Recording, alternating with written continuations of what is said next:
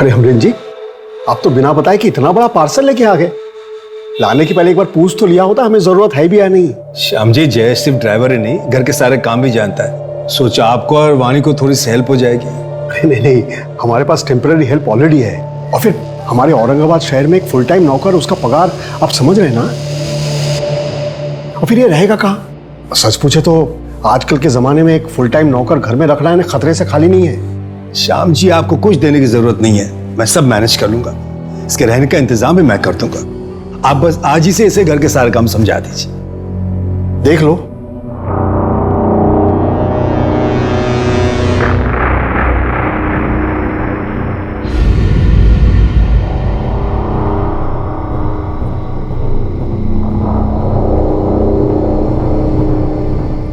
दो बज गए, अभी तक बहू घर नहीं आई।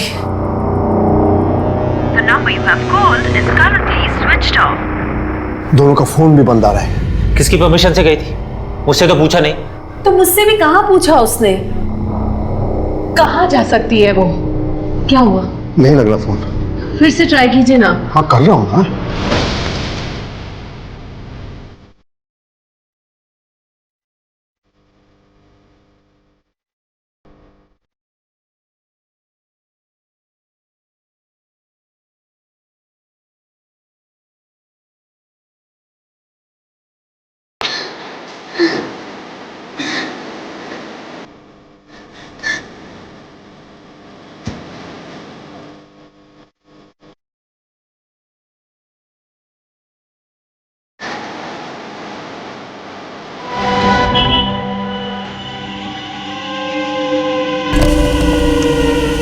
कुछ लोग मेरे पीछे पड़े हैं, प्लीज मेरी मदद कीजिए।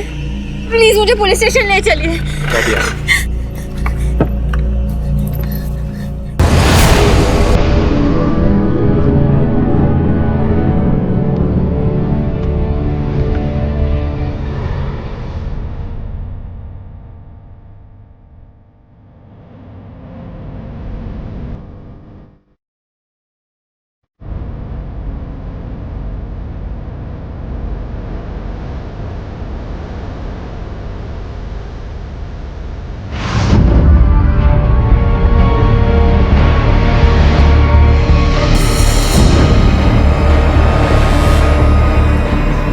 ये क्या कर रहे हो तुम?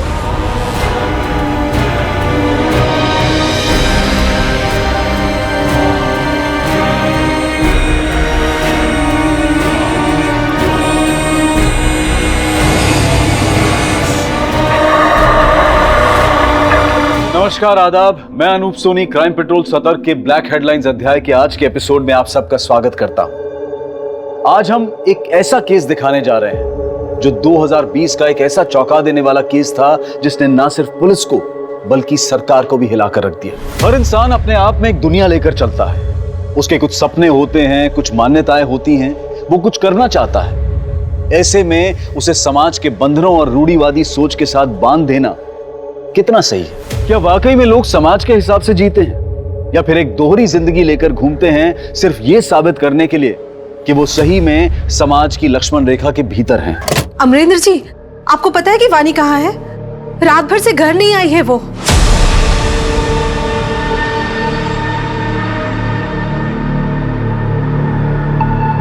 The number you have called is currently switched off.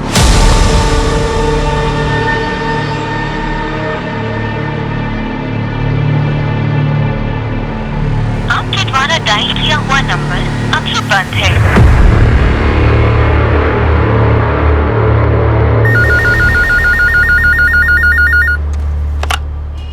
Hello,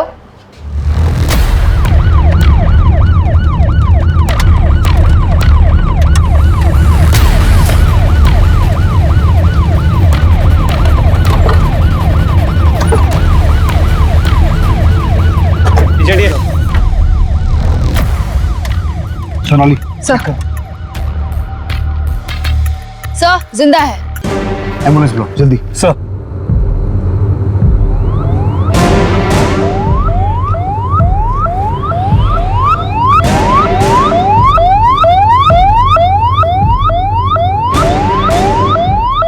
काफी ब्रूटल रेप केस लगता है।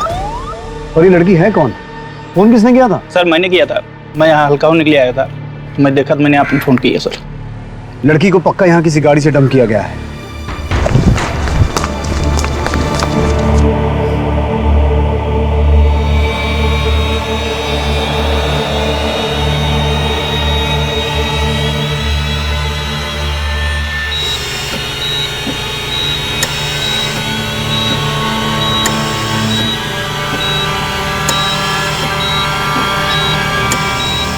Sister injection.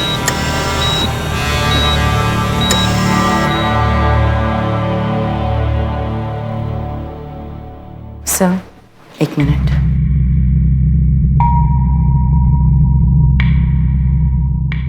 देखिए, फैमिली के लिए ये सब सुन पाना मुश्किल होगा। हमें 4 लोगों के सीमेंस के ट्रेसेस मिले हैं और प्राइवेट पार्ट में कांच के टुकड़े भी मिले हैं, जिसकी वजह से काफ़ी ब्लीडिंग हुई है। सामूहिक बलात्कार का केस है। हाथ की हड्डी टूटी है और बैकबोन भी इंजर्ड है। हम अपनी पूरी कोशिश कर रहे हैं। गैंगरेप? किसने किया? कौन है वो लोग? बलात्कार? जी मैं समझ सकता हूँ कि आप लोग अभी कठिन समय से गुजर रहे हैं, लेकिन जिन जानवरों ने वाणी के साथ ये सब किया है उनका पकड़ा जाना बहुत जरूरी है। इसलिए वाणी कब और क्यों गई थी, कहाँ गई थी, जितनी जल्दी आप ये इन्फॉर्मेशन हमारे साथ शेयर कर सकते हैं उतनी जल्दी हम अपनी छानबीन शुरू कर सकते हैं। जी मैं करण चंदक, मैं एक इन्वेस्टमेंट कंसल्टेंट हूँ। हमारी एक फर्म है चंदक्स इन्वेस्टमेंट के नाम से। जाने से पहले उसने ना मम्मी ना पापा, इनफैक्ट मेरी भी परमिशन नहीं ली। परमिशन?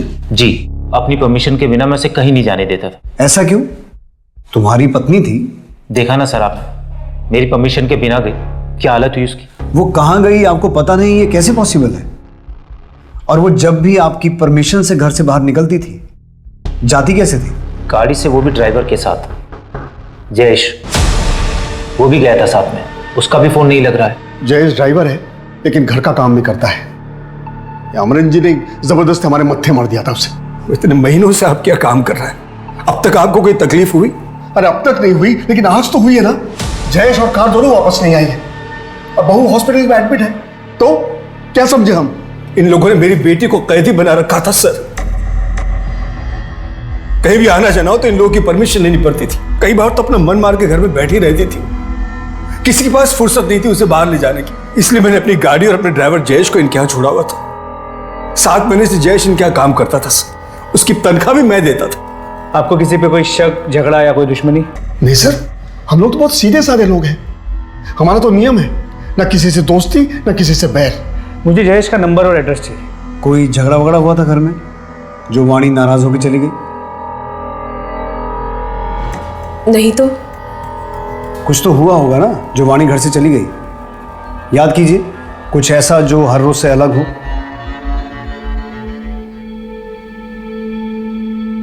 करण तुम फ्रेश हो जाओ, मैं खाना लगाती हूँ। जयेश ये अंदर रख दो और फिर बाहर आकर प्लेट लगाने में मदद कर। ठीक है। वाणी, रोटियां ठंडी हो गई हैं, गरम बना कर लाओ।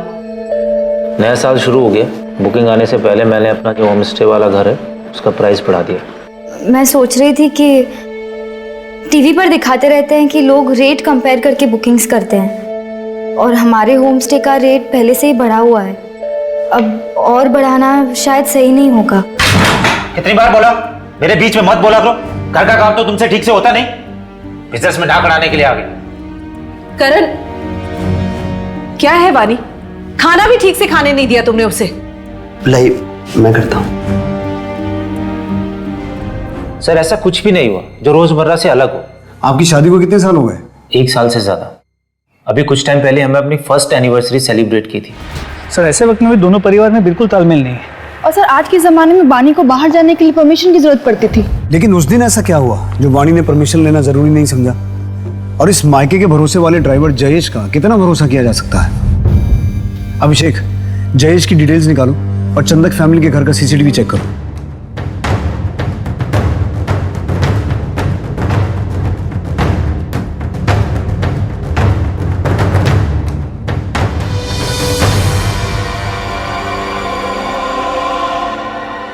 सब कुछ तो नॉर्मल दिख रहा है, फिर हुआ क्या होगा? हेलो। सर, जिस गाड़ी में जयेश और वानी गायब हुए थे वो गाड़ी सुंदरवाड़ी में एक सुनसान जगह पर खड़ी है। मैं अभी आपको लाइव लोकेशन सेंड करता हूँ।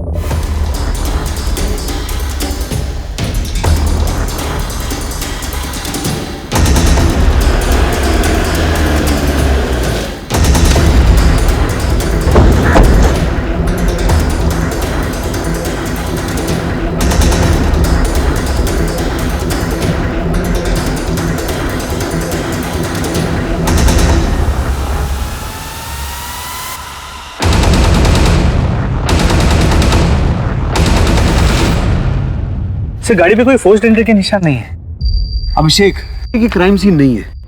वानी जहां हमें मिली थी वो जगह यहाँ से 60 किलोमीटर दूर है। मुझे लगता है वानी को यहाँ से किडनैप करके किसी दूसरी गाड़ी में ले जाया गया होगा। सर, ये एक फोन मिला है, लास्ट डायल किसी क्लॉडिया का है। हो सकता है ये फोन वानी का हो।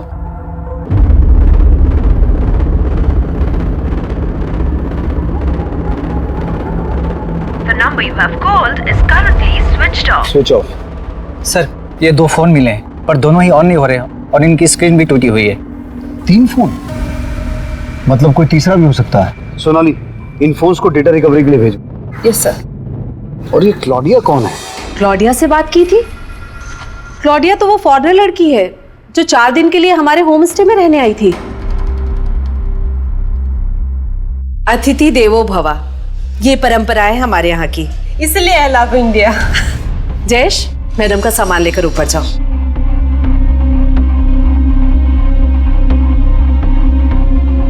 जयेश जी। सुना नहीं? मैडम का सामान लेकर ऊपर जाओ। हाँ माँ जी, मैं लेके जाता हूँ। आइए।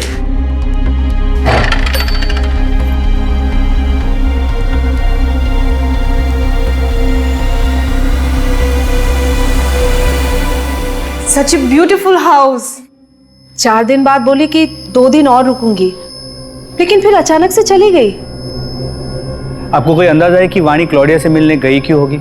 वही तो मैं भी सोच रही हूँ कि वानी क्लॉडिया से क्यों मिलने गई। हमें क्लॉडिया की पूरी डिटेल्स चाहिए। उसका पूरा नाम, पासपोर्ट की कॉपी, वो बैंक की डिटेल्स जहाँ से उसने आपके होम स्टे में पेमेंट की थी। जी सर। वानी ने क्लॉडिया को कॉल क्यों किया होगा? और फिर ऐसा क्या हुआ जो वानी के साथ ब्रूटल गैंग रेप हुआ और अब जयेश और क्लॉडिया दोनों गायब हैं? मुझे लगता है वानी के ससुराल वाले हमसे कुछ छुपा रहे हैं। इन सब की डिटेल निकालो, खास करके उसके पति करण की, और इस क्लॉडिया के बारे में और इंफॉर्मेशन निकालो। और इसके अलावा अमरेंद्र ने जो जयेश का एड्रेस दिया है उस एड्रेस पे जाके पता करो एक बार। सर। सर,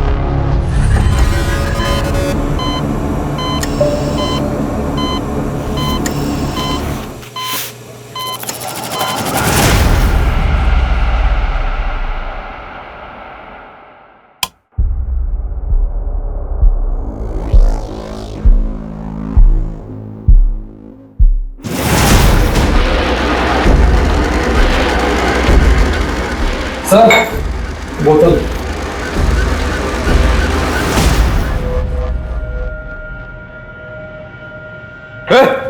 नमिल, उठ उठ।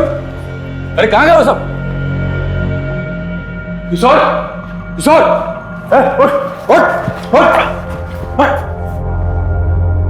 क्या हुआ तुम लोगों को? कहाँ गए वो सब? भाई वो तो भाग गए। भाग गए? अब मैं क्या जवाब दूंगा? कैसे भागे? हैं? मेरा करने का मन हुआ तो मैंने हाथ पैर और मुंह खोल दिए थे। कब भागे वो? कब भागे? भाई वो अभी थोड़ी देर पहले। अरे यहाँ खड़े क्या? चल चल, ढूंढते निकल चल। सर, जो 2 फोन हमें मिले थे उसकी डेटा रिकवरी हो गई है सर। उसमें से एक फोन क्लॉडिया का था और दूसरा जयेश का। मतलब ये बात तो कंफर्म हो गई कि उस दिन जयेश और वानी के साथ कार में क्लॉडिया भी थी। सर क्लॉडिया की सभी डिटेल्स को चेक किया। पिछले 1 साल में वो 3 बार टूरिस्ट वीजा पे इंडिया आ चुकी है। और जयेश के घर में हमें कई मैगजीन्स मिले जिसमें मॉडल्स फॉरेनर्स थे। तो ऐसे लगता है कि जयेश फॉरेनर्स से काफी ऑब्सेस्ड है। तो हो सकता है उसने उस दिन वानी का रेप किया, लेकिन मेडिकल रिपोर्ट्स के हिसाब से वानी का रेप 4 लोगों ने किया था। तो बाकी के 3 लोगों को हमें जल्द से जल्द ढूंढना होगा। और इस क्लॉडिया के बारे में मुझे एसपी साहब को इन्फॉर्म करना पड़ेगा, क्योंकि किसी फॉरेन नेशनल का गायब होना पॉलिटिकली सेंसिटिव मामला है। जय हिंद सर। जय हिंद। सर, वानी रेप केस में डेवलपमेंट हुई है। एक क्लॉडिया नाम की फॉरेन नेशनल भी वानी और जयेश के साथ थी। जहां से हमें वानी की कार मिली थी उसके आसपास कोई सीसीटीवी नहीं है। और अभी तक जयेश और क्लॉडिया को किसी भी चेक पोस्ट या टोल नाके को क्रॉस करते हुए नहीं देखा गया है। इसका मतलब वो लोग अभी भी शहर के अंदर ही हैं। कोई रैंसम कॉल? No sir. एक काम करो, मीडिया को बोलो कि इस केस को रिपोर्ट करें और सिर्फ जयेश और क्लोडिया की पिक्चर्स ही शेयर करना। इस केस में हमें मीडिया और पब्लिक के सपोर्ट की जरूरत पड़ेगी ताकि हम किडनैपर्स को लोकेट कर सकें। हमें कोई और जगह ढूंढनी होगी इससे पहले कि पुलिस हम तक पहुंचे। मेरे पास एक जगह है। देख, जगह ऐसी होनी चाहिए जहां सीधे जंगल के रास्ते में पहुंच जाए। रोड पे जाना खतरे से खाली नहीं, पुलिस चौकन्नी हो चुकी है। पर तुझे कैसे पता? मेरी उससे बात हुई थी। पहले इसका मुंह तो ढक। भारत भ्रमण पे आई हुई एक विदेशी महिला की किडनैपिंग का मामला सामने आया है। साथ ही एक ड्राइवर लापता है जिसका नाम जयेश है और उसकी उम्र 28 साल है। विदेशी महिला का नाम क्लॉडिया पेट्रोवा है और उनकी उम्र 30 साल बताई जा रही है। अभी तक पुलिस को कोई पुख्ता जानकारी नहीं है कि क्लॉडिया कहाँ है। आप में से किसी को भी इसके बारे में कोई भी इंफॉर्मेशन मिलती है तो अपने नजदीकी पुलिस स्टेशन पर जरूर रिपोर्ट करें। हमारी बातचीत क्लॉडिया की बहन सारा से भी हुई है जो उनको ढूंढने इंडिया आई हुई है। I just want them to find my sister. She has always loved India. How could this happen to her here? Sir, एक दुकान से फोन आया है। उनके पास क्लॉडिया के बारे में एक इंपॉर्टेंट इन्फॉर्मेशन है जो उनकी दुकान के सीसीटीवी कैमरा में कैप्चर हुआ है।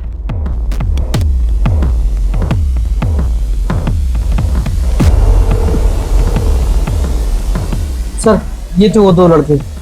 फिर आगे क्या हुआ? ऐसे क्या देख रही है?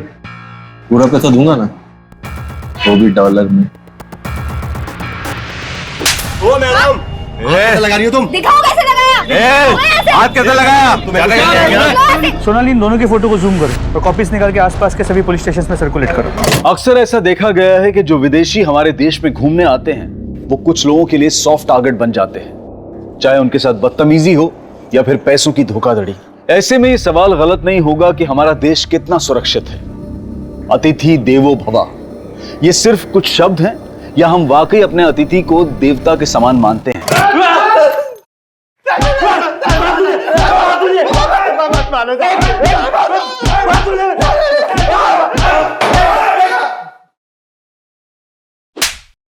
लड़की का रेट पूछेगा तू? सिर्फ मजाक किया था सर। लड़की की इज्जत मजाक है तुम्हारे लिए?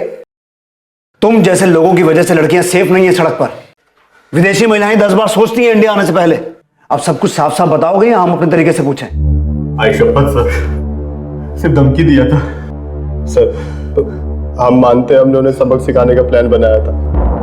आगे जाके मंदिर वाली रोड पर उनका वेट भी कर रहे थे। हम लोगों ने वहां उनका 1 घंटे इंतजार किया पर वो लोग नहीं आए। फिर हम एक पार्टी में जाना था तो हम वहां चले गए। सर, अगर आपको विश्वास नहीं आता तो आप हमारा फोन चेक कर सकते हो सर, उसमें फोटोज हैं सर उस दिन की। अभिषेक, इनका डीएनए सैंपल हो और वाणी की बॉडी से जो सीमेंट सैंपल मिले थे उससे मैच करवा के देखो। अगर ये लड़के सच बोल रहे हैं और सुपरमार्केट और मंदिर के बीच वाले एरिया में ये कांड हुआ है तो हो सकता है कि जयेश और उसके साथियों ने क्लॉडिया को अभी भी उसी एरिया में छुपा के रखा हो। अभिषेक, अपनी एक टीम भेजो उस एरिया की तलाशी लेने के लिए और अपने खबरियों को एक्टिवेट करो। लेकिन वाणी ने क्लॉडिया को कॉल क्यों किया होगा और उससे मिलने क्यों गई? और अगर मिलने गई तो उसका ये अंजाम कि वो हमें इतनी दर्दनाक हालत में मिली? यही तो हमें पता लगाना है। अब क्या जवाब देंगे? इससे मिलिए। ये है हमारी बहू जिसके साथ 4 लोगों ने बलात्कार किया है। गायत्री, वो एक हादसा था। समाज हादसा नहीं मानता है। थूकेंगे लोग हम पर अगर उन्हें कुछ भी पता चला तो। जब भी उसे देखता हूं ना तो अलग अलग लोगों के चेहरे याद आते हैं। खिनाती है मुझे इसे छूने में।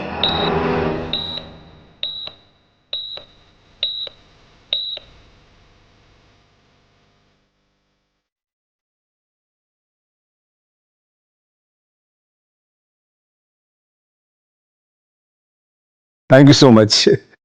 मैं फोन करता हूं आपको। ओके बेटा, तेरे लिए एक बहुत अच्छी खबर है।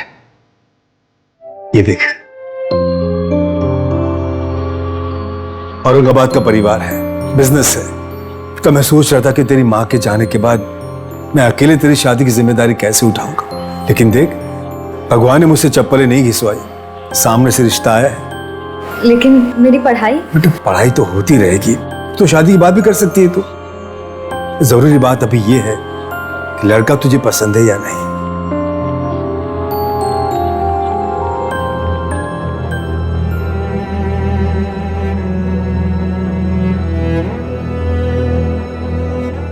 आप लोगों में से कोई हॉस्पिटल नहीं आया पुलिस ने उस दुकान जहां दो लड़कों ने क्लॉडिया और वानी को छेड़ा था और जंगल के पास सुंदरवाड़ी इलाके का 40 किलोमीटर से ज्यादा का रास्ता सर्च किया और पुलिस को एक बहुत बड़ी इंफॉर्मेशन हाथ लगी।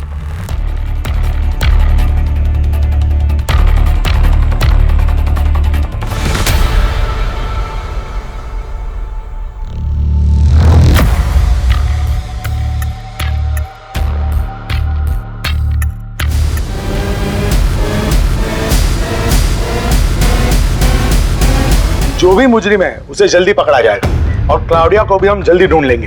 हमारी सबसे अच्छी टीम इस केस पर दिन रात लगी हुई है। और सर आपको इस केस को सुलझाने में इतना टाइम क्यों लग रहा है? No comments please. Sir please.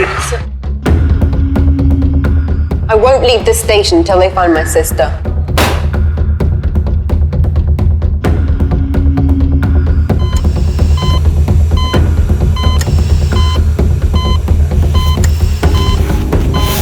मेरी बहन अब तक नहीं मिली, क्या कर रहे हैं आप लोग?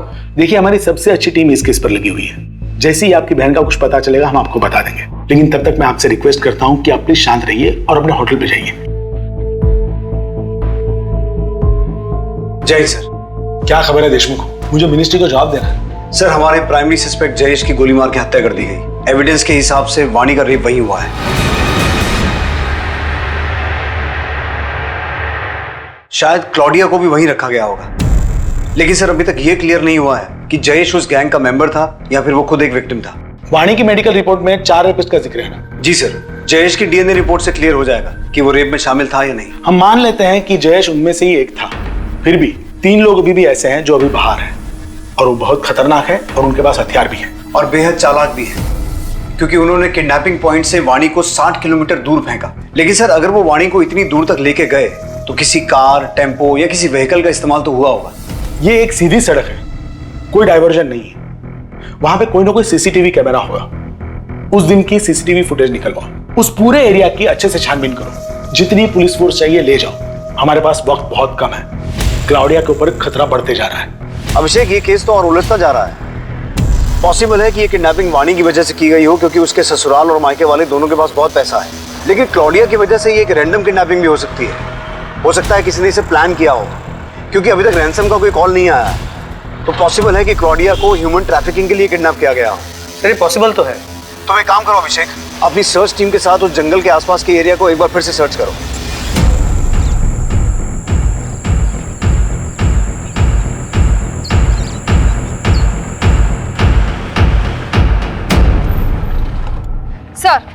सर आपका शक बिल्कुल सही था। करण चंदक की कॉल डिटेल्स काफी इंटरेस्टिंग है सर। सर क्लॉडिया का किडनैपिंग के ठीक 1 दिन पहले करण और क्लॉडिया के बीच में फोन पे बातचीत हुई थी। करण ने क्लॉडिया को कॉल किया था? नहीं सर, क्लॉडिया ने करण को कॉल किया था। अब 1 सेकंड वेस्ट किए बगैर बता कि तू क्या छुपा रहा है? सर वानी मेरी परमिशन लेके घर से निकली थी। क्लॉडिया हमारे होम स्टे वाले घर पर रुकी हुई थी। मैंने उसकी फ्रेंडशिप का गलत मतलब निकाला। मुझे लगा कि वो इनविटेशन दे रही। Thank you so much everyone, it was a wonderful dinner. आप लोगों को मेरे डिश में आना चाहिए, मुझे लगता है आप लोगों को पसंद आएगा। I am sure Karan you will enjoy it. आप लोगों को मेरे डिश में आना चाहिए, मुझे लगता है आप लोगों को पसंद आएगा। I am sure Karan you will enjoy it.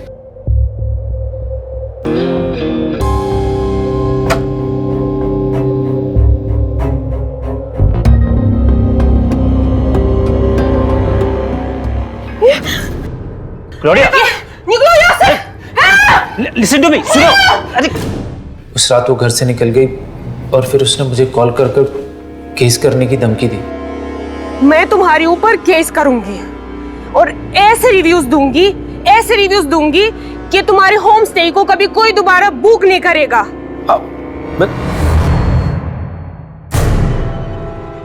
बहुत बड़ी गड़बड़ हो गई वानी, तुम्हें मेरी मदद करनी पड़ेगी। क्लॉडिया से तुम्हारी अच्छी बनती है, वो तुम्हारी बात मान लेगी। प्लीज मेरी मदद कर दो।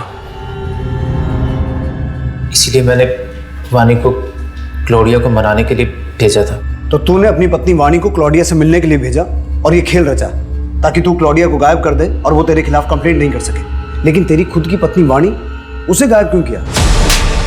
सब कुछ सच सच बता, क्या हुआ था उस दिन और क्लॉडिया कहाँ है? सर मैंने बस कॉल वाली बात छुपाई थी, इसके अलावा मुझे कुछ नहीं पता। सोनाली, इसके हलक में हाथ डाल के इससे सच निकलवाओ।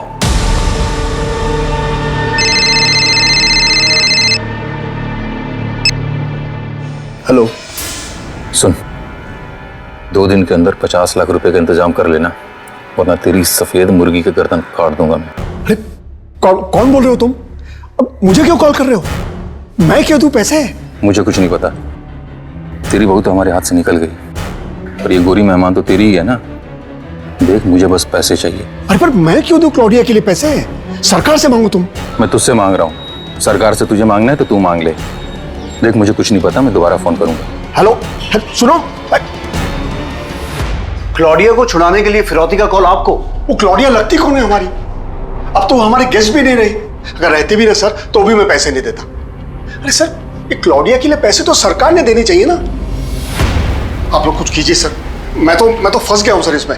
वो नंबर दीजिए जहां से कॉल आया था। जी, नोट करो, 444-7856। ठीक है श्याम जी, आप जाइए, हम देखते हैं। जी सर, थैंक यू।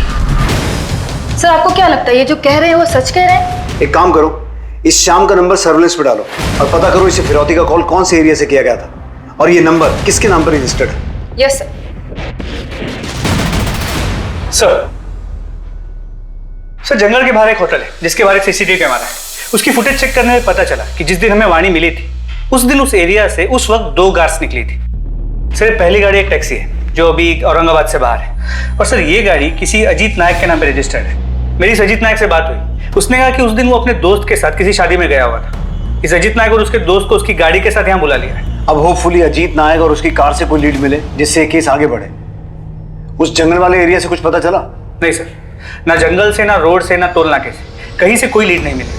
पर ऐसा कैसे पॉसिबल है? इसका मतलब है ये लोग मूव नहीं कर रहे हैं, कहीं छुप के बैठे हैं। एक काम करो अभिषेक, अब तुम जंगल के आसपास के रेजिडेंशियल एरिया में अपने खबरियों को एक्टिव करो, हो सकता है वहां से कोई क्लू मिल जाए।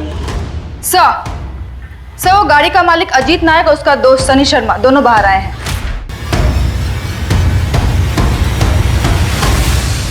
क्या हुआ सर, हमें क्यों बुलाया? इस लड़की को देखा कहीं सड़क किनारे या किसी को इसके साथ कुछ गलत करते हुए? नहीं सर। ये खरोंच कैसे आई?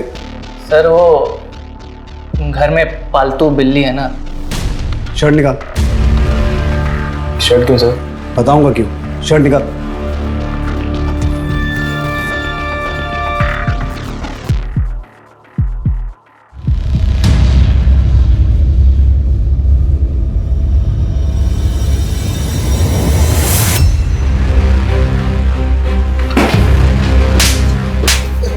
बोल सर, बताता हूँ, मारो बताता हूँ सर। हम लोग एक शादी में गए थे, हमने वहाँ बहुत पी ली थी सर।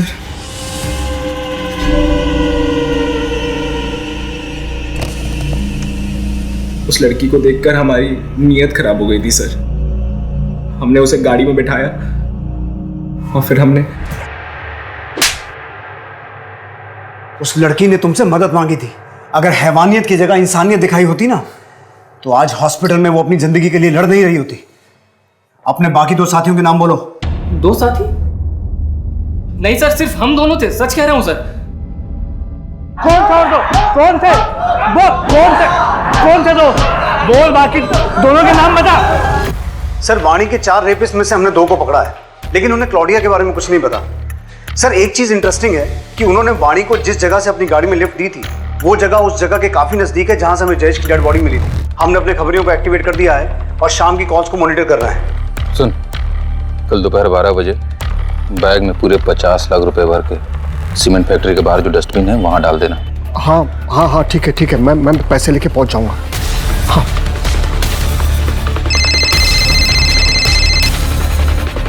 हेलो सर, अभी मुझे फिर से फिरौती के लिए कॉल आया था और मैंने बिल्कुल वैसे ही किया जैसा आपने कहा था। सर अब तो आपको यकीन हो गया ना? अब तो मेरे बेटे करण को छोड़ दीजिए।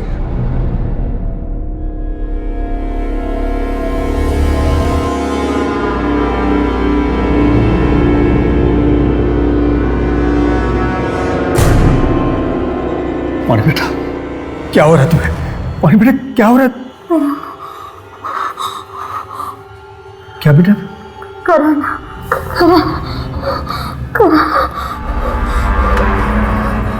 कितना चिल्लाती है तू?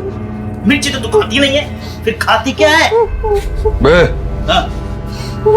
अगर मैं 2 घंटे के अंदर नहीं आता हूं तो इसको मार के फेंक देना जंगल में।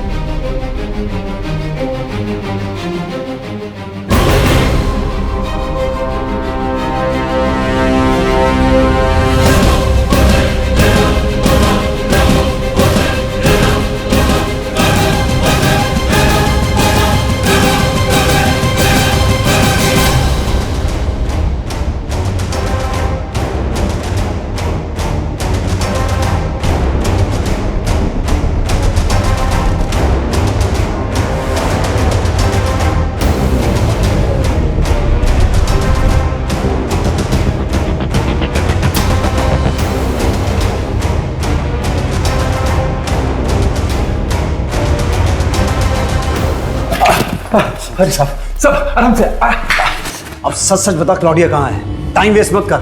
मैं भी तो वही कह रहा हूँ, टाइम वेस्ट मत करो।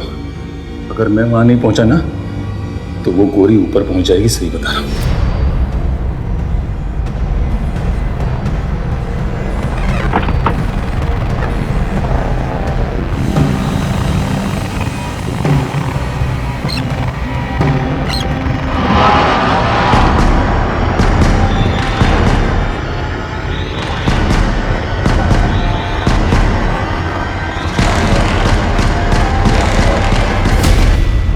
इतना टाइम हो गया रमेश को, देखना फोन लगा कि कहाँ रह गया वो।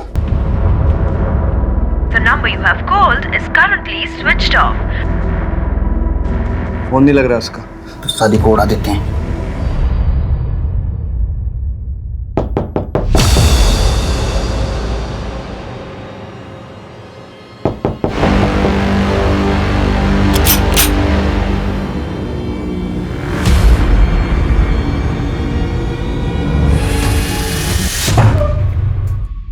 क्लॉडिया, मैं तुम्हारी तकलीफ समझ सकता हूं, लेकिन उस दिन हुआ क्या था?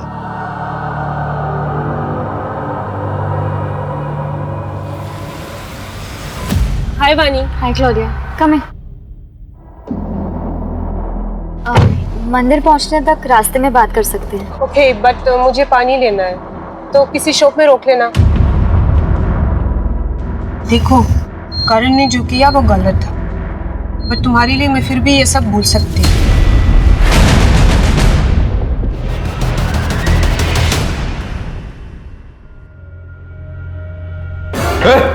नमिल, उठ उठ उठ उठ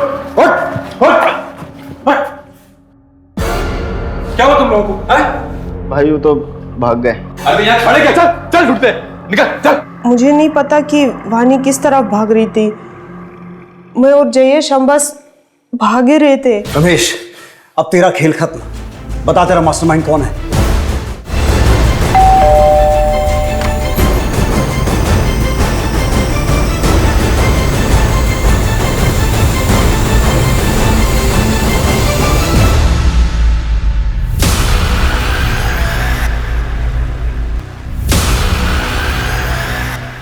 क्या हुआ?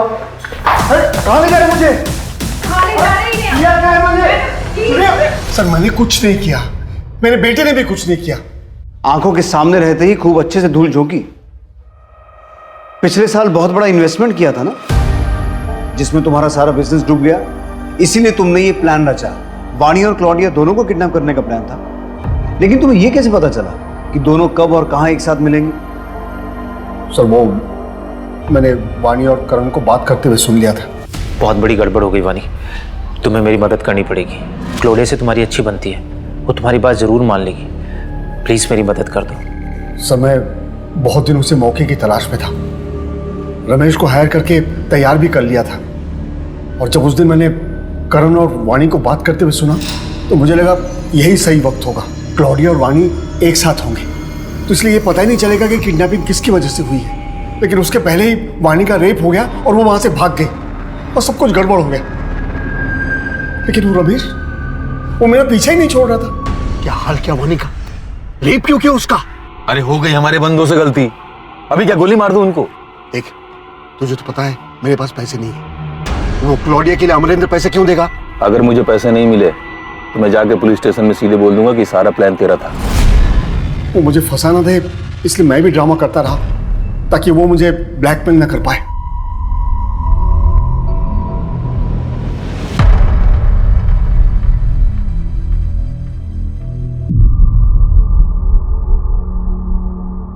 अजीत, सनी, किशोर, नवीन, ये चारों अब सलाखों के पीछे हैं। 4 नहीं सर, 5। मेरी जिंदगी में 4 रेपिस्ट नहीं 5 रेपिस्ट हैं। बाहर क्या, मेरा रेप तो मेरे घर में ही हो रहा था। क्यों कोई आदमी किसी औरत को छूने से पहले उसका मन जानने की, उसकी हाँ कहने की परवाह नहीं करता? पति की हर इच्छा के आगे पत्नी अपने घुटने टेक देती है। और क्या पति की कोई रिस्पॉन्सिबिलिटी नहीं है उसकी इच्छाओं की तरफ? जानता हूं वाणी, कई औरतें ऐसे घुट घुट के जीती हैं, लेकिन ये जिंदगी घुट के जीने के लिए नहीं है, क्योंकि चुप रहने से ऐसे आदमियों की हिम्मत बढ़ती है। Protection of women from domestic violence act ऐसी ही औरतों की मदद के लिए बनाया गया है। लेकिन तुम्हें मदद के लिए हाथ बढ़ाना पड़ेगा, कंप्लेंट करनी होगी। मैं चाहता हूं कि तुम करण के खिलाफ कंप्लेंट करो ताकि हम तुम्हारी मदद कर सकें। एक औरत जब एक रेप विक्टिम होती है तो वो ना सिर्फ फिजिकली बल्कि मेंटली भी ट्रॉमा से गुजरती है, और ये ट्रॉमा जिंदगी भर के लिए एक दाग दे जाता है। ऐसे में हम अपनों से सपोर्ट की उम्मीद करते हैं, लेकिन वाणी जिसे अपना आसरा समझ रही थी वो उसे एक अछूत की तरह से देख रहा था। कुछ लोग समाज में अपनी इमेज बनाने के लिए क्या क्या झूठ नहीं बोलते, और फिर उसी झूठ की वजह से जाने अनजाने में कई जुर्म भी कर बैठते हैं। अगर शाम अपनी झूठी शान का नाटक ना करके अपने हालात को एक्सेप्ट करता तो एक परिवार यूं ना बिखरता, वाणी की जिंदगी ऐसे बर्बाद ना होती, और विदेश से आए मेहमानों के साथ ऐसा बुरा एक्सपीरियंस ना होता।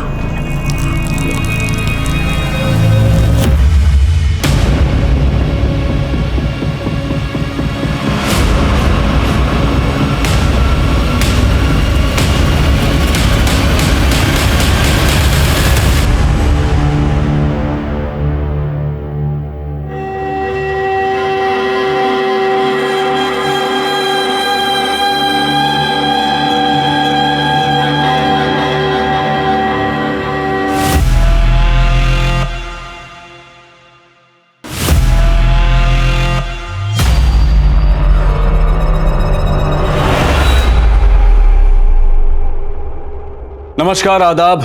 मैं अनूप सोनी क्राइम पेट्रोल सतर्क के ब्लैक हेडलाइंस अध्याय के आज के एपिसोड में आप सबका स्वागत करता हूं।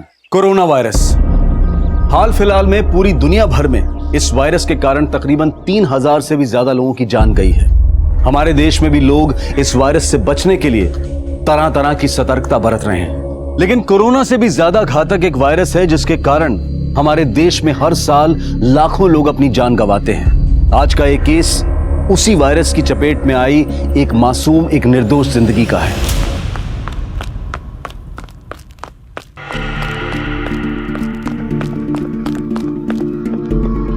उषा, धीरे दौड़ो, गिर जाओगी। धीरे। तू क्या होता है संगीता?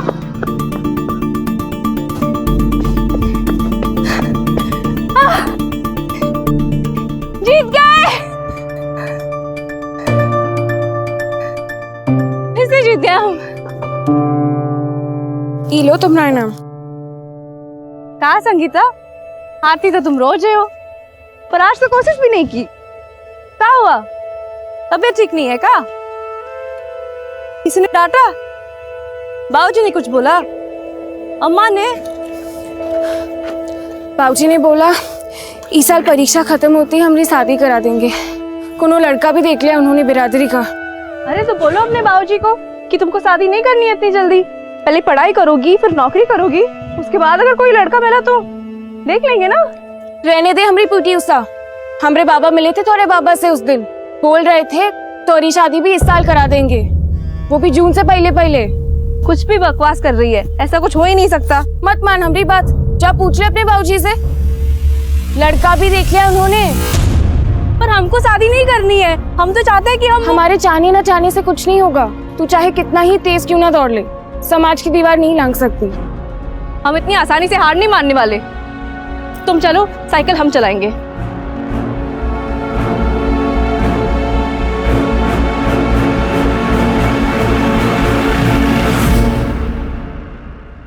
क्या हाल है बंसी? राम राम मालिक। चाय पियोगे? नहीं नहीं मालिक। गोपाल, क्या सुन रहे जी? तुम लोग जानवर का लाश उठाने से मना कर दियो। हड्डियां बूढ़ी हो चुकी है मालिक, वो अपना बोझ तो उठता नहीं है, तो जानवरों का कहाँ से उठाएंगे? और हमारे बच्चे तो ये सब काम करने से साफ मना कर चुके हैं मालिक। बच्चे कुछ ज्यादा समझदार हो गए तुम्हारे। बोझा नहीं उठा सकते, झाड़ू तो उठाओगे, नालियां साफ करोगे ना? हाँ हाँ मालिक। मालिक 30 रुपए में पूरा नहीं पड़ता है। बगल वाले गांव में नाली साफ करने का 50 रुपए मिलता है। अच्छा, 50 रुपया चाहिए तुम लोग। अभी सर पे खड़ा मत रहो, जाओ पंच लोग से बात करके बताएंगे। मुंह में जुबान आ गया इन लोग को, कुछ करना पड़ेगा। क्या कहते नेताजी, 50 रुपया देंगे? बोले हैं कि देखेंगे, अब कि नहीं दिए ना तो काम छोड़ देंगे। 50 रुपया नहीं देंगे ना तो फिर हम सब मिलकर काम छोड़ देंगे। चलो मनोहर भैया हम चलते हैं, रात में चौधरी के खेत की रखवाली करने जाना है। कहाँ बंसी भैया, दिन में खेत मजूरी, रात में रखवाली, थकते नहीं है तुम? 3 बेटियां हैं भैया, दिन रात काम नहीं करेंगे तो कैसे पालेंगे पोसेंगे, कैसे शादी ब्याह करेंगे? चलो अच्छा हम चलते हैं। हाँ भैया हाँ।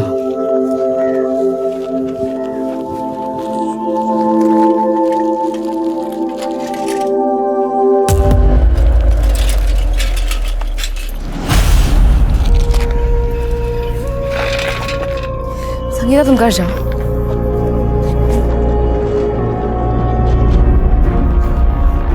हम शादी नहीं करेंगे, हम बता देते आपको।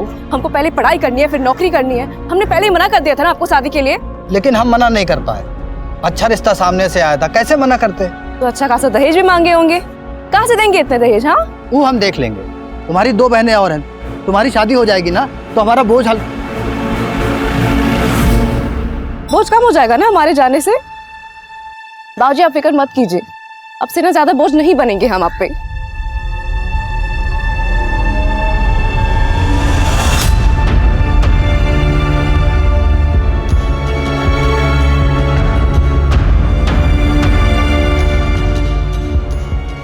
उषा दी हमरा चॉकलेट और हमारा चॉकलेट लाए हैं, लो। अरे तुम लोग इतना बड़ी हो गई हो लेकिन फिर भी बचपना गया नहीं है? तो थोड़ा तुम भी बच्चा बन जाओ ना माँ। बंसी, ओ बंसी। बाबूजी,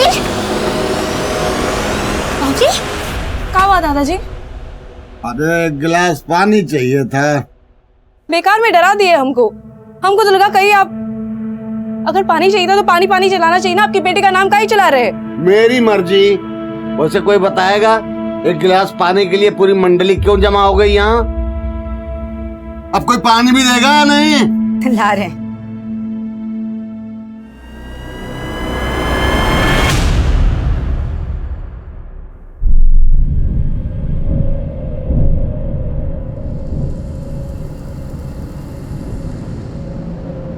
रुक काहे गई उषा? प्यास लगी है, पानी पी के आते हैं। ठीक है, तू जा पानी पी कर आ, हम चले रेस जीतने।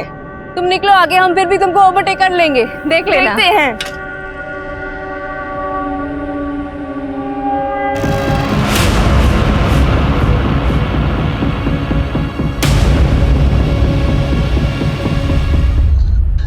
संगीता बेटा, हमको लगा कि उषा तुम्हारे साथ है। गलती हो गई चाचा, हमको लगा उषा को शायद कोई काम आ गया होगा, इसलिए वो रेस छोड़कर निकल गई। अच्छा। हमने तो सोचा ही नहीं कि वो ऐसे घर लौटेगी ही नहीं। अरे का हुआ वंशी, इतनी रात को कहाँ जा रहे हो? कुछ खो गया का? ओ भैया, हमारी उषा बिटिया ना कहीं। वो हमारी उषा बिटिया की पायल खो गई है, तो वही हम लोग ढूंढ रहे थे। अब इतनी रात में तो मिलेगी नहीं, सवेरे ही ढूंढना पड़ेगा ना। चलो मीरा, चलो। आप झूठ काहे के लिए बोले? तो क्या कहते हैं? हमारी लड़की गायब हो गई है, मिल नहीं रही है। अरे कितनी बदनामी होती, लोग काका बातें बनाते, समझ रही हो तुम? लेकिन चाचा, आप उषा को ढूंढेंगे कैसे? कार्यक्रम का शुरुआत तो हम करेंगे।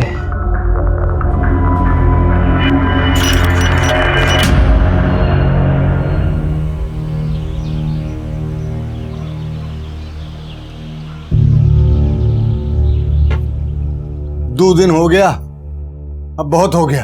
अब हमको पुलिस को बताना होगा उषा के बारे में।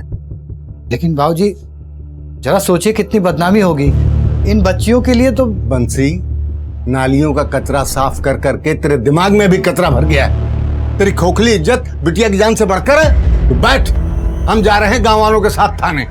बैठो रही है तू।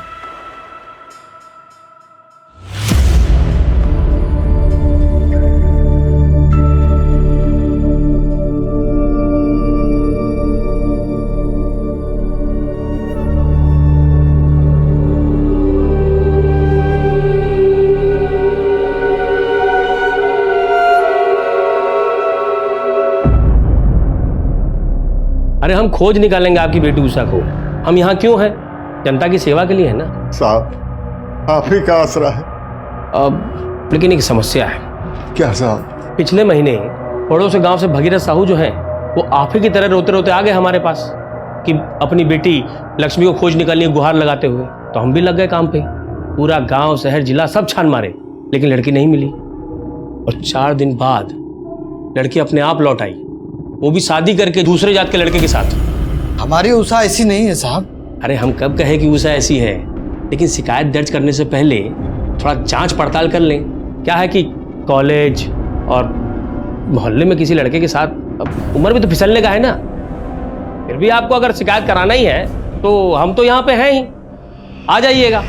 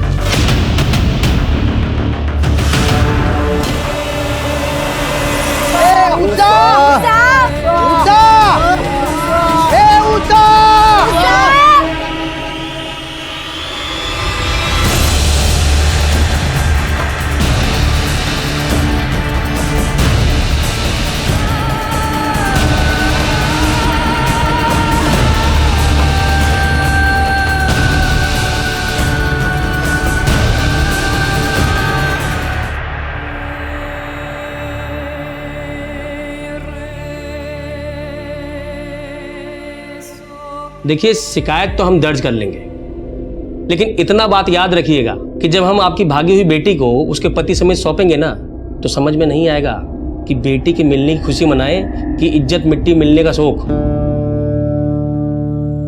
सोच लीजिए, आपस में विचार विमर्श कर लीजिए। अगर फिर भी लगता है कि रिपोर्ट लिखाना ही है तो आ जाइएगा यहां पर, हम यहीं हैं जनता की सेवा के लिए।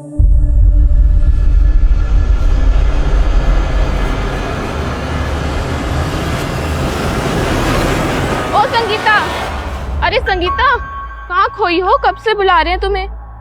कुछ नहीं, दिमाग में ऐसे ही कुछ चल रहा था। अच्छा, उषा का कुछ पता चला?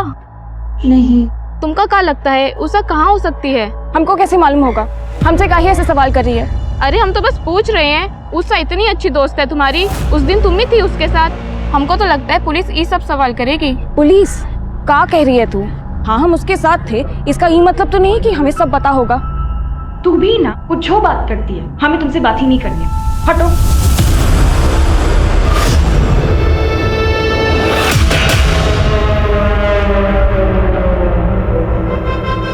बाबूजी, हम संगीता से बार बार पूछे, वो बोली कि उषा की किसी लड़के के साथ दोस्ती थी ही नहीं। हमें तो लगता है पुलिस हमें डरा रही है ताकि हम शिकायत न दर्ज करवाएं। मेरी मानो शिकायत दर्ज करवा देते हैं। ठीक है बाबूजी। हाँ साहब, हमने सोच लिया साहब, हमें शिकायत दर्ज करवानी है। ठीक है, जो जनता जनार्दन चाहे। वैसे आप लोग का गांव माखनपुरा है ना? जी साहब। तब तो गड़बड़ हो गया। क्या है ना कि माखनपुरा हमारे थाने के अंडर नहीं आता। तो हम क्या करें साहब? आप लोग एक काम कीजिए, दौलतपुरा पुलिस स्टेशन चले जाइए। वहां का जो SHO है वो भी हमारे तरह ईमानदार है, आप लोग की पूरी मदद करेगा। ठीक है, चलिए। बाबूजी, हम मनोहर के साथ दौलतपुरा पुलिस स्टेशन जा रहे हैं, रपट लिखा के ही आएंगे। बंसी भैया, अभी अभी नंदू खबर किए कि मंदिर के पास वाले पेड़ पे ना एक लड़की की लाश लटकी पड़ी है। चलो चलो।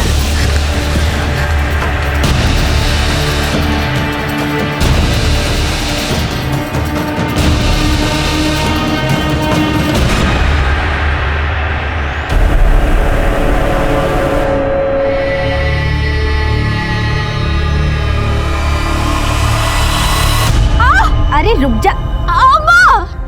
नहीं अम्मा! अरे हमारी पीटी उषा देख, निकाल दी तुमरा काटा। पागल लड़की। खून निकल रहा। हाँ तो हम तोड़ दे रहे हैं अभी।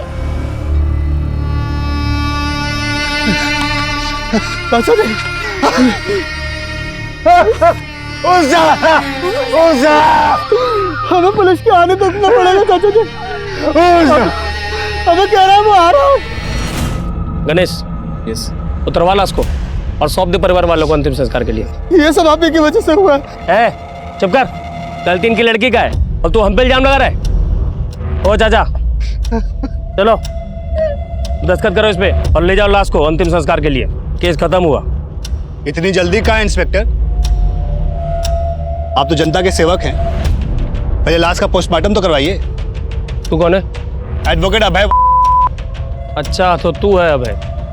तो अभय बाबू, ये आत्महत्या का केस है और आत्महत्या के केस में ना पोस्टमार्टम की जरूरत नहीं है। जरूरत है। अगर उषा ने फांसी लगाई है तो उसके पैरों पे पोस्टमार्टम तो होकर रहेगा। क्यों गाँव वालों? ठीक है, करवाते हैं पोस्टमार्टम, लेकिन उसके लिए थोड़ा समय लगेगा। क्या है कि एम्बुलेंस बुलाना पड़ेगा ना, और आप लोगों को तो पता ही है कि अस्पताल कितना दूर है यहाँ से। पता है, इसलिए हमने पहले अस्पताल में फोन कर दिया था। एम्बुलेंस भी अभी आ ही रही है।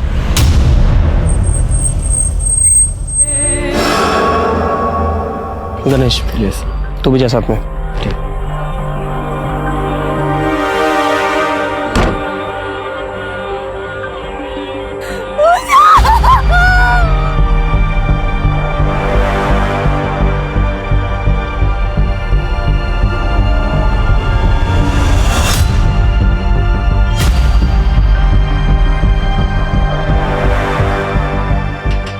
चाचा जी साइन कीजिए, बॉडी लेके जाइए। अरे FIR रजिस्टर किए आप लोग अभी तक? पहले FIR रजिस्टर कीजिए, तब जाके साइन करेंगे। कौन बात का है भाई यार? हाँ, पोस्टमार्टम रिपोर्ट में साफ लिखा है कि उषा ने खुद को फांसी लगाया। उषा का बॉडी हम भी देखे हैं, उसका चेहरा पर और बॉडी पर चोट का निशान था। खुदकुशी नहीं की है। दिखाइए पोस्टमार्टम रिपोर्ट। ये पोस्टमार्टम रिपोर्ट कोई पब्लिक प्रॉपर्टी नहीं है जो देखेंगे आप। चलिए जाइए यहाँ से, नहीं वो हल करेंगे, यही भर्ती होना पड़ेगा आपको। तमीज से बात कीजिए इंस्पेक्टर। दिखाइए पोस्टमार्टम रिपोर्ट, कहाँ रखा है छुपा के? नहीं दिखाएंगे तो यहीं खड़े हैं आप लोग। क्या जाते हैं यहीं? दिखाते कैसे आप लोग जाते हैं यहाँ पे?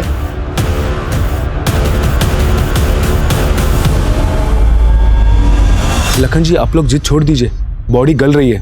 ठीक यही होगा कि आप लोग जल्द से जल्द उषा का अंतिम संस्कार कर दे। डॉक्टर साहब, हम लोगों में कुंवारी लड़की को जलाया नहीं जाता।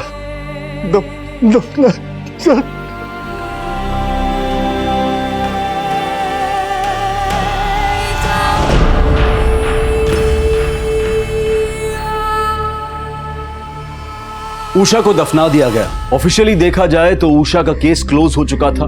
पोस्टमार्टम रिपोर्ट कह रही थी कि उषा ने आत्महत्या की थी, लेकिन हकीकत कुछ और ही थी।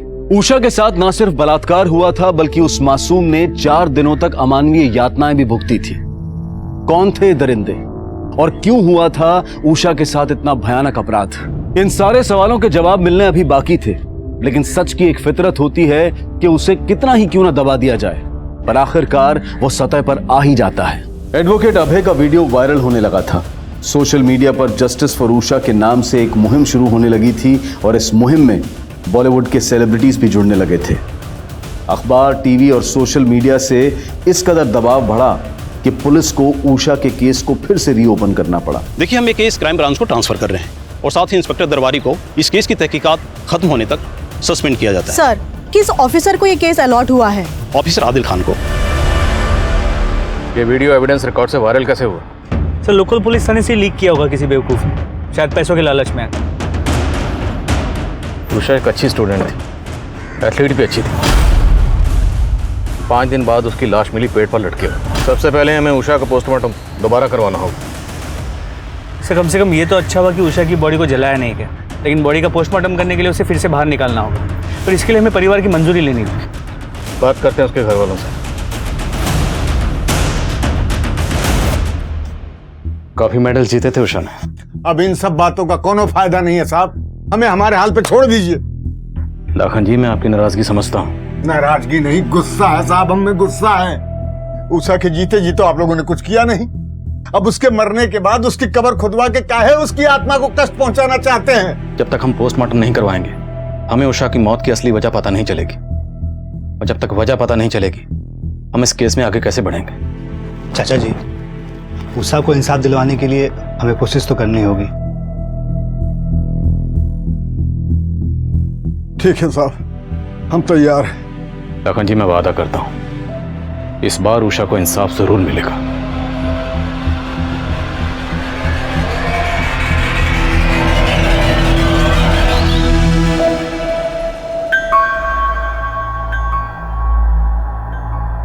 जी कहिए।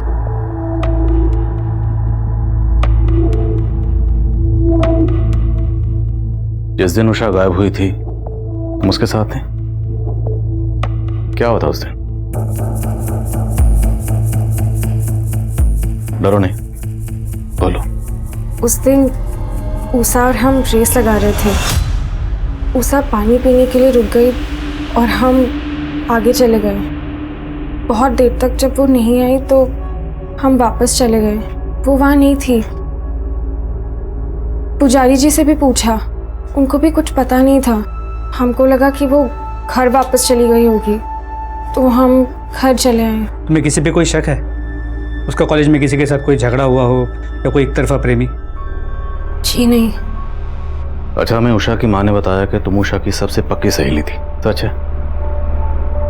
तो अगर तुम्हें कुछ भी याद आए या कुछ भी ऐसा है कि तुम हमें बताना चाहो, तो हमें जरूर बताना।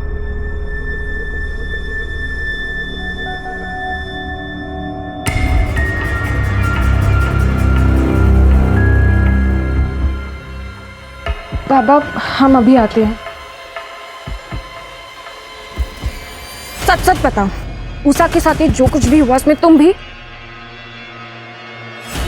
हम कैसे मान ले तुम्हारी बात?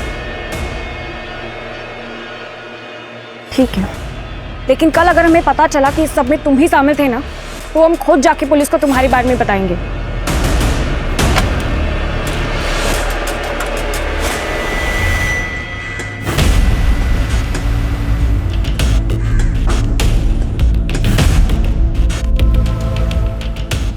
मौत गले की हड्डी टूटने से हुई थी। तो क्या उषा ने खुदकुशी की थी? जी नहीं, मुझे तो इस बात की हैरानी है कि पहले वाली पोस्टमार्टम रिपोर्ट में इस बात का जिक्र क्यों नहीं हुआ। लड़की का प्राइवेट पार्ट्स बुरी तरह से डैमेज्ड है। उन लोगों ने इसको बुरी तरह से नोचा है, यहीं उनकी हैवानियत नहीं रुकी। प्राइवेट पार्ट्स में कांच के टुकड़े मिले और उसकी छाती पर रॉड से वार किया गया। मतलब ये खुदकुशी नहीं थी? वो लड़की तो चलने की हालत में भी नहीं होगी। जरूर इस केस को आत्महत्या का रूप देने के लिए उन लोगों ने उसे फांसी पर लटका दिया।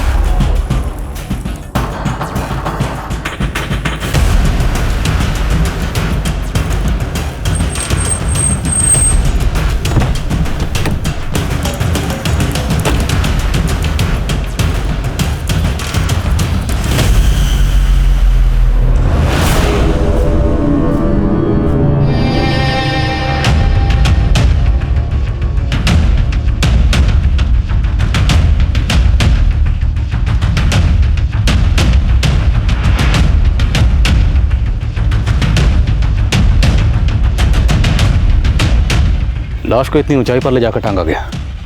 एक दो लोगों का काम नहीं है, पक्का 2 से ज़्यादा लोग हैं और हो सकता है पूरी प्लानिंग पहले से की गई हो। सर इस केस को बुरी तरह लिपाप होता गया है। अनुज, अगर लिपाप होता गया है तो हम उसे साफ करेंगे और क्लू नहीं है तो क्लू ढूंढेंगे, लेकिन हमारे डिपार्टमेंट पे जो धब्बा लगा है उसे मिटाना है हमें। सर इस मंदिर का पुजारी उषा की बॉडी मिलने के बाद से गायब है। और ये तो मुझे अब बता रहे। आई एम सॉरी सर, लेकिन उस पुजारी के पीछे हमने खबरियों को लगा दिया है। ढूंढो उस पुजारी को, हो सकता है उसने उन लोगों को देखा हो। ये पुजारी मुझे जल्द से जल्द हिरासत में चाहिए। जी सर।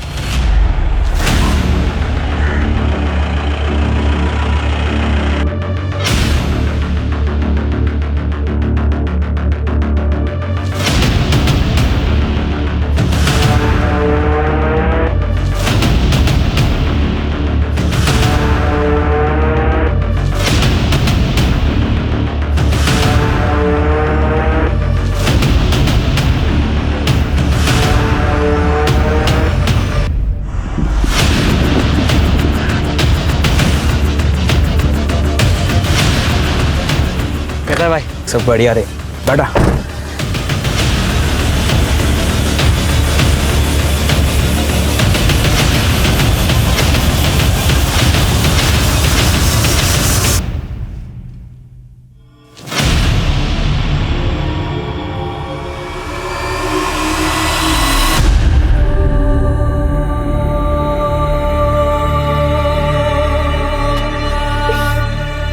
कहा दादाजी, काहे इस प्याज के पीछे पड़े हो?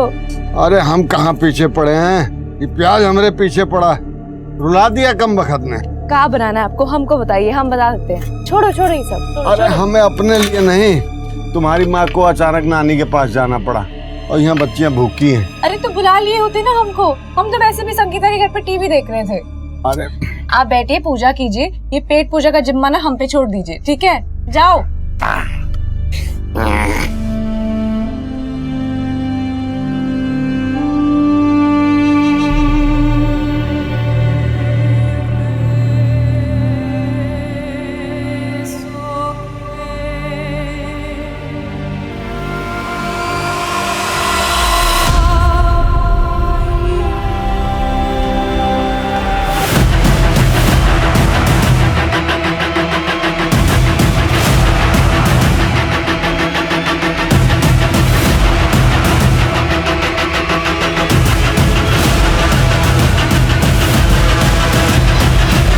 साहब हम कुछ नहीं किए हैं साहब, हम पे विश्वास कीजिए साहब, हम सच बोल रहे हैं साहब। भगवान के मंदिर में रहते हो पंडित जी, शैतानों का साथ देना उचित नहीं।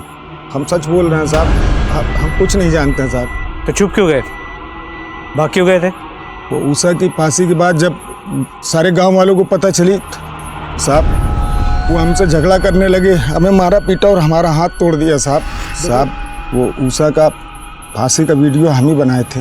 अब इस संकट से निकलने का एक ही उपाय है पंडित जी, याद करिए जिस दिन उषा गायब हुई थी, क्या उस दिन कुछ ऐसा हुआ था जो आमतौर पर नहीं होता?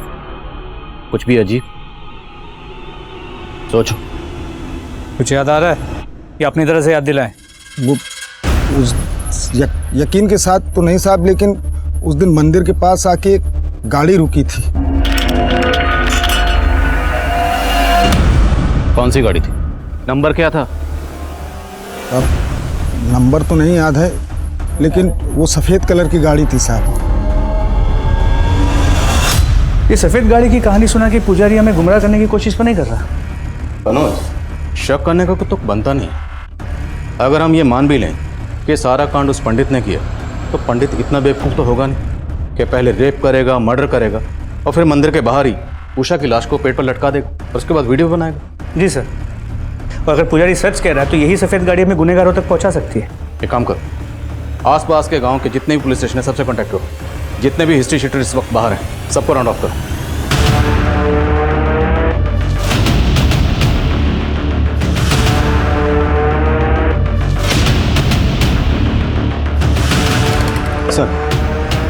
सर संगीता के पीछे जो खबरी लगाए थे उन्होंने इन्फॉर्मेशन दी है। संगीता फोन पे किसी को धमकी दे रही थी और उषा के मर्डर के बारे में बात कर रही थी। संगीता से दोबारा मिलना पड़ेगा। उषा ने शायद किसी अपने से ही धोखा खाया।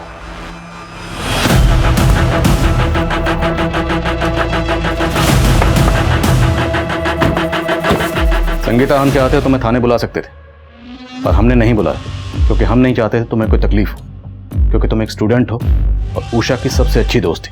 अब दोस्त थी तो ये भी चाहती होगी कि जिसने भी उषा के साथ गलत किया उसे सज़ा मिलनी चाहिए, चाहती हो ना? तो तुम्हारी मदद के बगैर हम उन्हें सज़ा नहीं दिला सकते। सब उषा का एक फ्रेंड था अशोक, हमरे गांव का ही लड़का है, हमरे साथ ही पढ़ता है। उषा और उसकी बहुत अच्छी बनती थी, है भी वो अच्छा लड़का। तो क्या उषा और अशोक के बीच में कुछ? हमको नहीं लगता, ऐसा कुछ होता तो उषा हमको बता दी होती। मुझे इस अशोक का फ़ोन नंबर और एड्रेस चाहिए। अच्छा, तुमने उस दिन किसी सफ़ेद रंग की गाड़ी को नोटिस किया था? सफ़ेद गाड़ी शायद देखी थी, लेकिन हमने इतना ध्यान नहीं दिया। साहब, उषा सिर्फ हमारी दोस्त थी, इसके अलावा हम दोनों के बीच ऐसा कुछ नहीं था। हमारा ध्यान तो सिर्फ पढ़ाई में ही रहता था। फिर संगीता को ऐसा क्यों लगता है कि उषा के साथ जो कुछ भी हुआ वो सब तूने किया है? क्या संगीता ने आपको ऐसा कहा? वो तो हमें बहुत अच्छे से जानती है, वो ऐसा कह ही नहीं सकती साहब। ठीक है, जा, लेकिन जरूरत पड़ी तो दोबारा बुलाएंगे। हाँ साहब।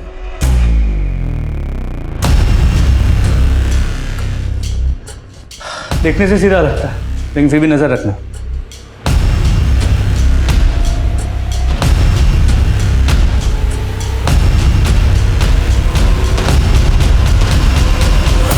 साहब, धोल विहार गांव में देखिए, वहाँ का इलाका काफ़ी सुनसान है। वहाँ सफ़ेद रंग की कार रात को कई बार देखी गई है। साहब, हमने ही नहीं, हमारे अलावा काफ़ी लोगों ने देखी है। धोल विहार?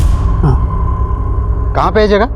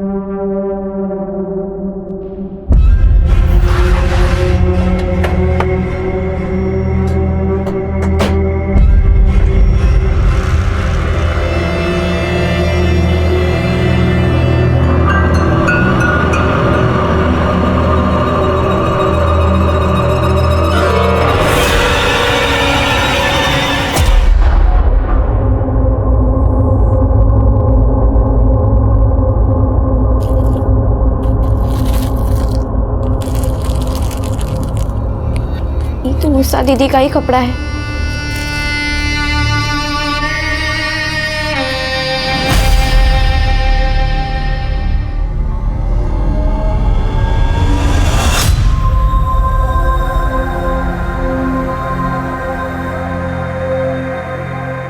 आओ बेटा, आओ दिखा। उषा, तुम कहती थी ना कि चप्पल पहन के दौड़ना बहुत मुश्किल होता है। देखो, हम तुम्हारे लिए कार लेके आए। ये कहाँ से मिला आपको बाबूजी? अरे छोड़ ना, तू पहन।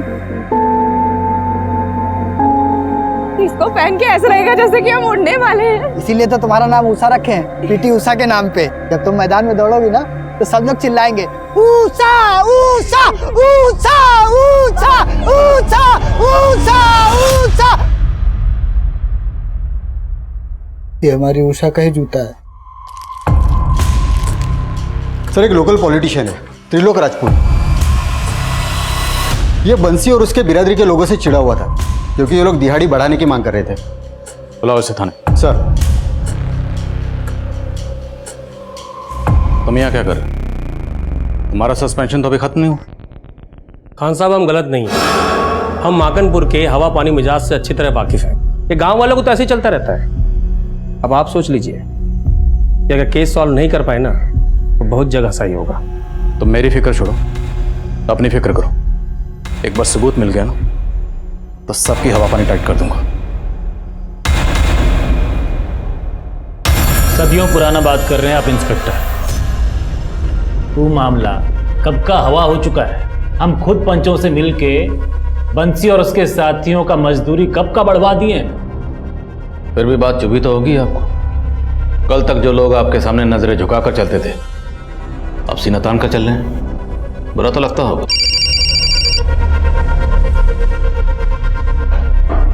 सर। खान, तुमने जिसे उठाया है वो रूलिंग पार्टी का मेंबर है। आई नो तुमने कुछ सोच समझ कर ये कदम उठाया होगा, लेकिन मुझे ऑलरेडी 2 फोन्स आ चुके हैं ऊपर से। देखो, अगर तुम्हारे पास कोई ठोस सबूत है तो छोड़ो मत उसे, वरना फिलहाल के लिए उसे जाने दो और उस पर नजर बनाए रखो। सही वक्त पर उसे धर लेना।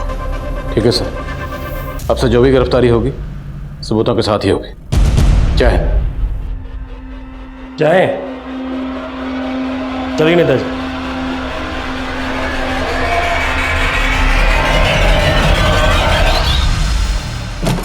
हमें अपनी तहकीकात का तरीका बदलना होगा। उषा जहां से गायब हुई, जहां पर उषा को रखा गया और फिर फाइनली जहां पर उषा की लाश मिली, ये सारी जगह एक दूसरे के आसपास है। सर, इससे इतना साफ हो जाता है कि वो लोग गांव के चप्पे चप्पे से वाकिफ हैं। बिल्कुल, जिसने भी ये कांड किया या तो इसी गांव के या फिर आसपास के गांव के। उषा के गायब होने से लेकर उषा की लाश मिलने तक जितने भी लोग इस गांव को छोड़कर गए सबकी लिस्ट बनाओ। और अगर कोई गांव के बाहर पैसा भेज रहा है और जरा सा भी शक है, उठाओ उसे। ये लोकल नेता थे लोग और हमारे डिपार्टमेंट के होनहार इंस्पेक्टर दरबारी, सब पर नजर रखो। सर।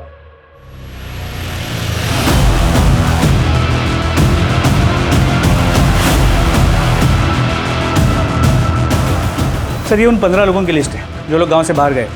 इन सब के बारे में पता किया, 13 लोगों से बात भी हुई, क्रॉस वेरीफाई भी की। सब अपनी बताई हुई जगह पर ही थे। सर, लेकिन इनमें से 2 नंबर क्रॉस चेक नहीं हो पाए।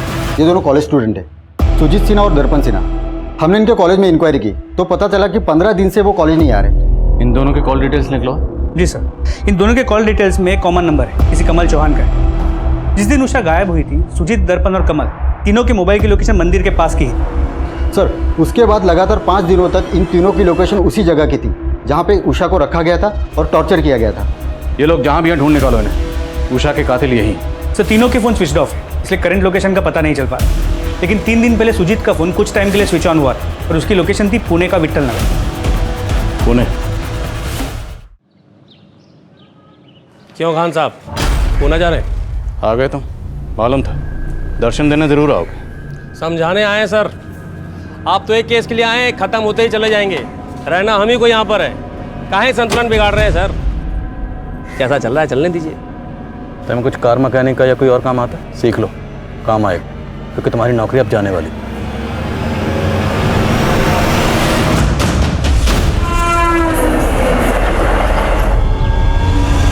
सर, सुजीत की लोकेशन इसी एरिया की है, विट्ठल नगर। आसपास के लोगों ने बताया कि उन्होंने सुजीत और उसके दोस्तों को यहाँ देखा तो है, मगर वो कहाँ रहते हैं, किस घर में रहते हैं, किसी को नहीं पता। सर, काफ़ी बड़ा एरिया है, करीब 50 बिल्डिंग्स हैं और हर बिल्डिंग में 60 से 70 फ्लैट्स। चूहे को उसके बिल से बाहर निकालने के लिए रोटी का टुकड़ा डालना पड़ता है।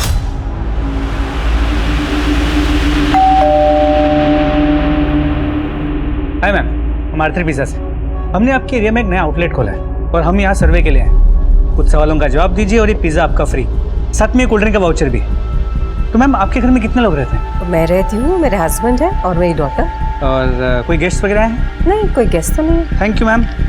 ये आपका पिज़्ज़ा और ये आपका कोल्ड ड्रिंक का voucher. Thanks ma'am. Sir, room number 409 negative.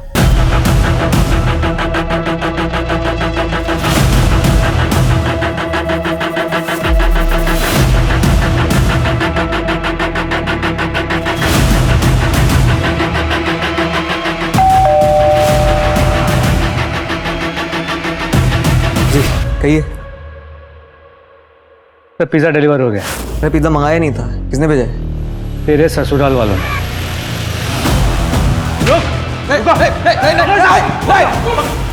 नीचे बंदूक, नीचे बंदूक, नीचे बंदूक, नीचे। देख, तू मरेगा, तेरे साथ दोनों दोस्त भी मरेंगे। कमल, गोली मत चला। कमल, बंदूक रख दे नीचे, गोली मत चलाइए।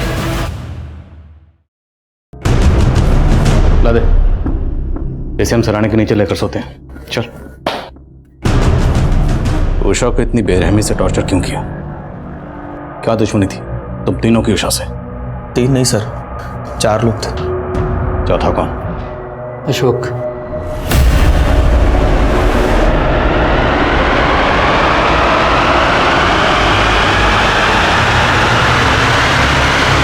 उठाओ अशोक। सर। इतनी हैवानियत, आखिर क्या बिगाड़ा था उस मासूम ने तुम लोगों का? उषा को पहली बार तब देखा था जब कॉलेज की दौड़ में हिस्सा ले रही थी। दौड़ तो ज़मीन पे रही थी, पर बिजली हमारे दिलों में दौड़ गई। उषा जैसी कोई थी नहीं दूसरी गांव में, चढ़ गई हमारी नज़रों में। लेकिन यह अशोक को उससे प्यार हो गया। मान ही नहीं रहा था, बहुत मुश्किल से समझाया और फिर बनाया प्लान, क्योंकि हम जानते थे उषा कब्र कहाँ होती है।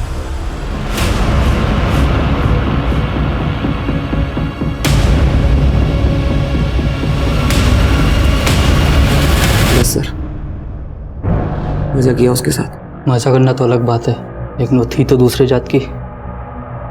उसको उसकी औकात भी दिखानी थी। पढ़े हैं, लिखे हैं, हवा में दौड़े। उनकी औकात सिर्फ गटर में जाने की बनी है, इसलिए मार दिया उसे।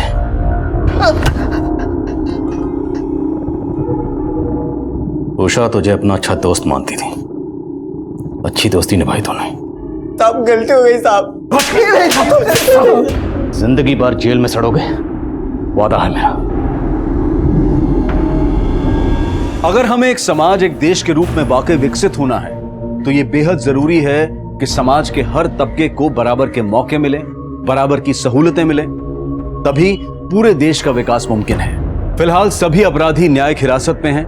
उन पर आईपीसी की धारा 363 के तहत अपहरण के लिए, धारा 376D के तहत गैंगरेप के लिए, धारा 302 के तहत हत्या के लिए और SC/ST एट्रोसिटीज एक्ट के तहत मुकदमा चल रहा है। अब मैं अनूप सोनी आपसे विदा लेता हूं। फिर मुलाकात होगी क्राइम पेट्रोल सतर्क के ब्लैक हेडलाइंस अध्याय में एक और नए केस के साथ। और याद रखें, क्राइम और आपके बीच में सिर्फ इतना फर्क है कि आप कितने सतर्क हैं। सतर्क रहें, सुरक्षित रहें। जय हिंद। इस तरह के और भी एपिसोड देखने के लिए हमारे चैनल को सब्सक्राइब करें और बेल आइकन दबाना ना भूलें।